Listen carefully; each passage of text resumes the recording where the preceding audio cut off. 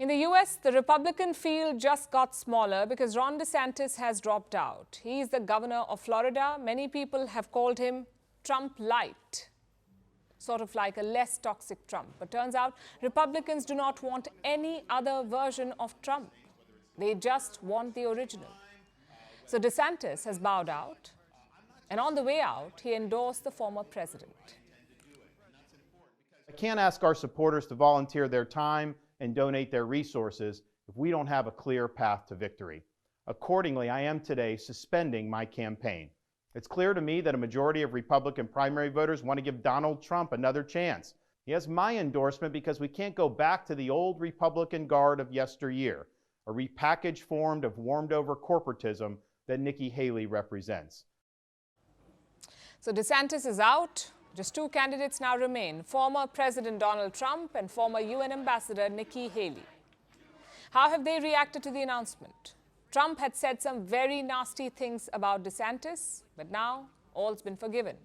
Nikki Haley, though, remains confident. She says the best woman will win. Before we begin, I'd like to take time to congratulate Ron DeSantis and, of course, a really terrific person who I've gotten to know, his wife Casey, for having run a great campaign for president. He did. He ran a really good campaign, I will tell you. It's not easy. He's been a good governor, and we wish him well.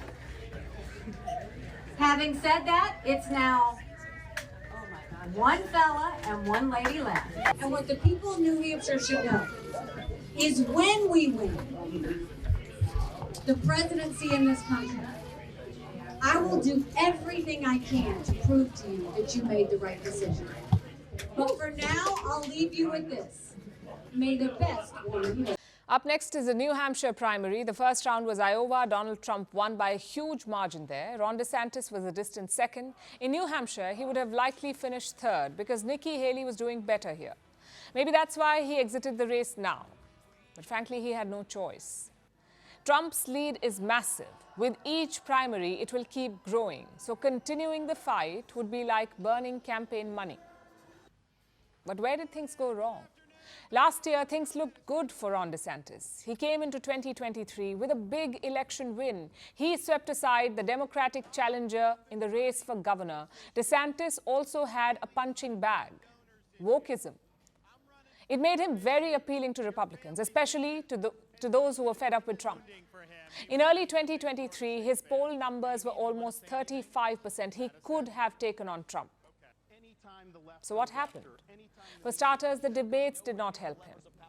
Ron DeSantis' body language was problematic. He lacked charisma on stage, and his smile raised some eyebrows. This should tell you why.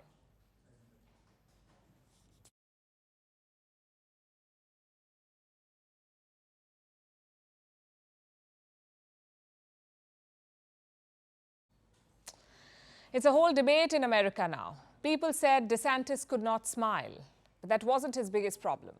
His biggest problem was his rival, and that is Donald Trump. By late 2023, he went on the offensive.